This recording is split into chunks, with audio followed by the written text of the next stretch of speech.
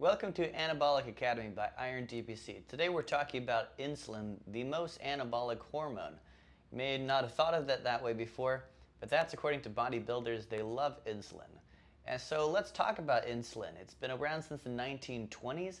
It's commonly used for insulin-dependent diabetics and type 2 diabetes when they need more management. So let's talk about it from a human performance standpoint. How can we optimally use insulin so that we don't go this way towards fatty deposition? Because this is the trend in insulin-dependent diabetics. They typically live 11 to 20 years shorter lives than the not diabetic population.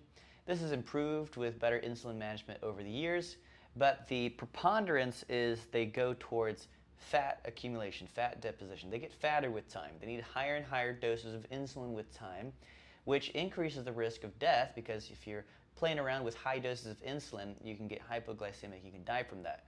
So the optimal use of insulin will be minimum effective dose. But how do we do that? I'm glad you asked. That's where we come in with the muscle-centric medicine approach at Iron DPC. So insulin being the most anabolic hormone, we can use this strategically to gain muscle if we're an insulin-dependent diabetic. Injecting insulin post-weightlifting plus consuming protein, carb, and creatine is probably the most optimal way to utilize insulin. This is progressive resistance training.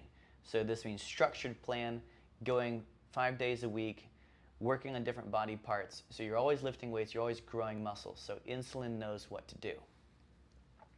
Insulin shuttles nutrients to the muscle to optimize anabolic effect.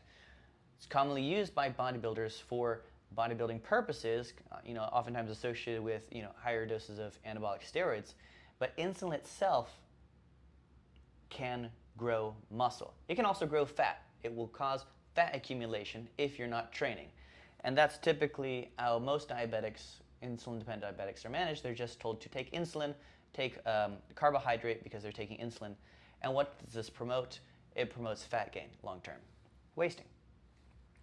That's what happens in the sedentary individual. We can reverse this, we can prevent this, we can do better for diabetics. We can use weight training, progressive resistance training, strategically dosed insulin with protein, with creatine, with carbohydrate meal post-training for the most beneficial effect.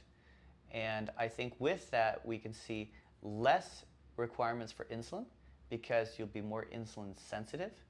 Right? That's the big problem with most diabetic management, is consistently increasing dose with time, ever escalation of the dosing regimen because of insulin resistance.